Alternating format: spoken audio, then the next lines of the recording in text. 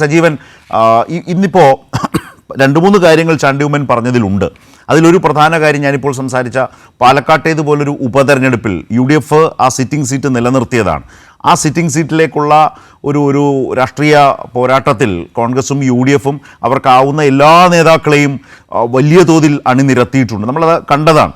പക്ഷേ ഇപ്പോൾ ചാണ്ടി ഉമ്മൻ പറയുന്ന ഈ വാചകം അത് വളരെ ഗൗരവമുള്ളതാണോ? അദ്ദേഹത്തിന് ഒരു ചുമതലയും നൽകിയിരുന്നില്ല. രണ്ടാമത്തെ പ്രധാന കാര്യം അദ്ദേഹം പറഞ്ഞത് നേതൃത്വം. ആ നേതൃത്വം എന്ന് പറഞ്ഞാൽ അദ്ദേഹം വളരെ സ്പെസിഫിക്കായി അത് പറയുന്നുണ്ട്. ഒരു തരത്തിലും അദ്ദേഹം KPC പ്രസിഡന്റ് അതിൻ്റെ പേരിൽ കുറ്റപ്പെടുത്താനില്ല.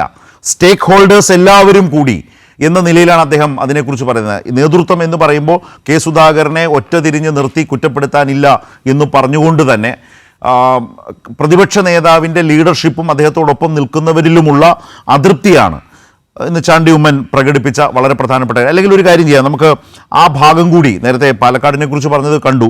നമുക്ക് ഈ പറഞ്ഞതുപോലെ എങ്ങനെ അവഗണിക്കുന്നു കെ കരുണാകരനും അതുപോലെ തന്നെ ഉമ്മൻചാണ്ടിക്കുമൊപ്പം നിന്നവരെ അകറ്റി നിർത്തുന്നു എന്ന് പറഞ്ഞ ചാണ്ടി ഉമ്മൻ്റെ വളരെ പ്രധാനപ്പെട്ട രാഷ്ട്രീയ വിമർശനത്തിൻ്റെ ഭാഗം ഒന്ന് കണ്ടുകൊണ്ട് ശ്രീ സജീവനിലേക്ക് വരാം. ശ്രീ ലീഡർ കെ കരുണാകരൻ്റെയും അതുപോലെ തന്നെ എൻ്റെ പിതാവിനോടൊപ്പം ഒക്കെ പ്രവർത്തിച്ചവർ അവർ പലരും തഴയപ്പെടുന്നു എന്നുള്ള രീതിയിൽ കമ്മ്യൂണിക്കേഷൻ വരികയും അതിലൊന്ന് അവരെല്ലാം ബുദ്ധിമുട്ട് രേഖപ്പെടുത്തുകയും ചെയ്യുന്ന സാഹചര്യമുണ്ട്. അദ്ദേഹത്തിൻ്റെ നേതൃത്വത്തിലാണ് ഇവിടെ ഉപതെരഞ്ഞെടുപ്പുകൾ നടന്നത്, ലോക്സഭാ തെരഞ്ഞെടുപ്പ് നടന്നത്. മികച്ച വിജയമാണ് UDF അതിനകത്ത് നേടിയിരിക്കുന്നത്. അദ്ദേഹത്തെ മാറ്റേണ്ട ഒരു കാര്യം അത് ചർച്ച പോലും ചെയ്യാൻ പാടില്ല എന്നുള്ളതാണ് എൻ്റെ അഭിപ്രായം. അതിനകത്ത് KPCC പ്രസിഡന്റിന് ഉത്തരവാദിത്വം, അദ്ദേഹത്തിന് മാത്രം ഉത്തരവാദിത്വം ഏൽപ്പിച്ച് അദ്ദേഹത്തെ മാറ്റുക എന്നുള്ളത് അതിൻ്റെ മറുപടിയല്ല. ഇവിടെ എല്ലാവരും, എല്ലാ സ്റ്റേക്ക് ഹോൾഡേഴ്സും ചേർന്നിരുന്നു കൊണ്ട് എല്ലാവരെയും ഉൾപ്പെടുത്തുവാനുള്ള ശ്രമം ഉണ്ടായിരിക്കണം.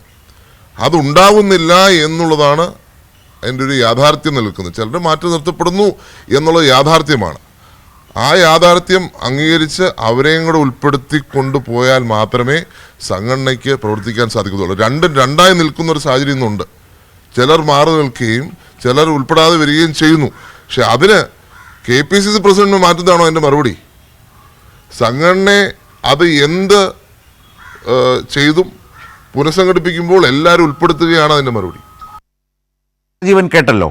അതായത് ഇനി വരാൻ പോകുന്നൊരു രാഷ്ട്രീയ കാലം വളരെ പ്രധാനപ്പെട്ടതാണ്. ഒന്ന്, KPCCയിൽ പുനഃസംഘടന സംഭവിക്കാൻ പോകുന്നു.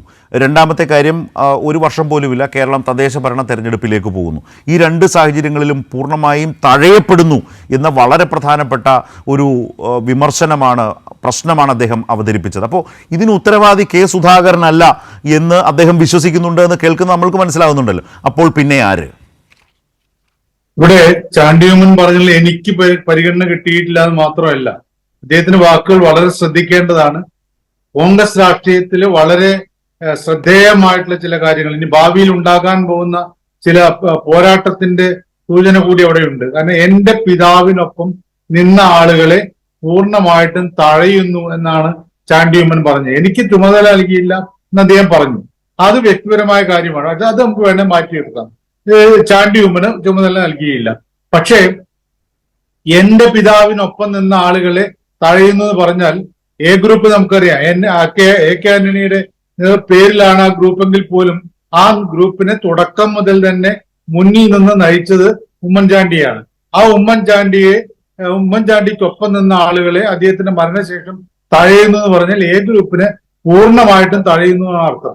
ഇതേ കാര്യം തന്നെ തെരഞ്ഞെടുപ്പ് വേളയിൽ ഐ ഗ്രൂപ്പുകാര് കരുണാകരനൊപ്പം നിന്ന ആളുകളെ തഴയുന്നു എന്ന് പറഞ്ഞുകൊണ്ട് ഉയർത്തിയിരുന്നു. അപ്പൊ ഈ രണ്ട് ഗ്രൂപ്പുകളും നേരത്തെ സജീവമായിട്ടുണ്ടായിരുന്ന രണ്ട് ഗ്രൂപ്പുകളെയും തഴഞ്ഞുകൊണ്ട് പുതിയ ഗ്രൂപ്പിനെ സൃഷ്ടിച്ചുകൊണ്ട് കോൺഗ്രസിനെ കൈയടക്കുന്നു എന്നാണ് ഇവരുടെ പരാതി. അത് പലപ്പോഴും ഗ്രൂപ്പുകാർ സമ്മതിക്കണമെന്നില്ല. ഇവിടെ ഏറ്റവും വലിയ പ്രശ്നം കോൺഗ്രസിന്റെ പ്രതിസന്ധി എന്ന് പറയുന്നത് ഇങ്ങനെ നേരത്തെ ഉണ്ടായിരുന്ന സംവിധാനങ്ങളെ പൂർണ്ണമായിട്ടും തഴഞ്ഞുകൊണ്ട് ഈ പുതിയ ഗ്രൂപ്പുകാർ പാർട്ടിയെ കൈയടക്കുന്നു. ഒരു പക്ഷേ അത് അവർക്ക് ഇപ്പോൾ സാധിച്ചേക്കാം. പക്ഷെ തെരഞ്ഞെടുപ്പ് വേളയിൽ പ്രതികരണം വേറെ രീതിയിലാവാം. ഇപ്പോൾ ഇവിടെ ജയിച്ചിട്ടുള്ള സ്ഥലം വയനാട് ജയിച്ചു, അതൊരു വലിയ നേട്ടമല്ല. കോൺഗ്രസിന്റെ ആ മണ്ഡലം ഉണ്ടായ കാലം മുതൽ കോൺഗ്രസിന്റെ കയ്യിൽ, UDF കയ്യിൽ വളരെ ഭദ്രമായ മണ്ഡലമാണ് വയനാട്. അതേപോലെ തന്നെ പാലക്കാട് എന്ന് പറയുന്നത് കഴിഞ്ഞ 3 തവണ ഷാഫി പറമ്പിൽ ജയിച്ചിട്ടുള്ള അവരുടെ സിറ്റിംഗ് സീറ്റാണ്. അവിടെ ജയിച്ചു എന്ന് പറയുന്നത് വലിയ നേട്ടമല്ല. അത് UDF നേട്ടമായിട്ട് മാറണമെങ്കിൽ ചേലക്കരയിൽ ജയിക്കേണ്ടിയിരുന്നു. അപ്പൊ സ്വാഭാവികമായിട്ടും അതില്ല എന്ന് പറഞ്ഞാൽ അതിന്റെ ഉത്തരവാദിത്വം ചാണ്ടിയുമ്മനൊക്കെ പറഞ്ഞ പോലെ ഒരു വ്യക്തിയിലേക്ക്, KPCC പ്രസിഡന്റിലേക്ക് മാത്രം കൊണ്ടുവരേണ്ടതില്ല. ഒന്നുകിൽ ഞങ്ങൾക്കുള്ളതൊക്കെ കിട്ടി എന്ന് പറയണം. ഇപ്പോഴുള്ള ഈ KPCC പുനഃസംഘടന എന്ന് പറയുന്നത് അല്ല, അവിടെ ശ്രീ സജീവൻ ചാണ്ടിയുമ്മന്റെ വിമർശനം ആരിലേക്ക് നീങ്ങുന്നു, എവിടേക്ക് നീങ്ങുന്നു? അതാണ് ഞാൻ പറഞ്ഞത്. കാരണം KPCC പ്രസിഡന്റിനെ മാറ്റാനുള്ള ശ്രമം നടക്കുന്നു. അതേ സമയത്ത് ഈ രണ്ട് ഗ്രൂപ്പിനെയും തഴയുന്നു. ഇതപ്പോ ആര്? വളരെ വ്യക്തമാണല്ലോ.